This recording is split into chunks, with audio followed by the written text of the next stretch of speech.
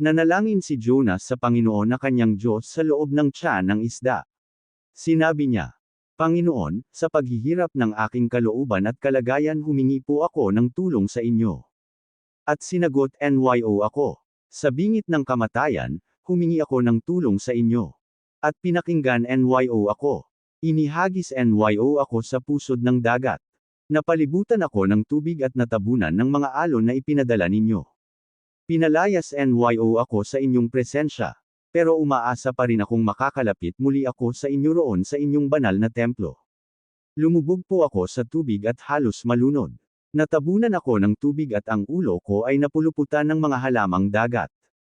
Lumubog ako hanggang sa pinakailalim ng dagat. At parang ikinulong sa kailaliman ng lupa magpakailanman. Pero kinuha NYO ako sa kailalimang iyon, O Panginoon kong Diyos.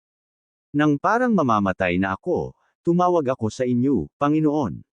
At pinakinggan NYO ang dalangin ko roon sa inyong banal na templo.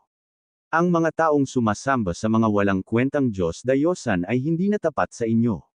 Pero maghahandog ako sa inyo ng may awit ng pasasalamat. Tutuparin ko ang pangako ko na maghahandog sa inyo.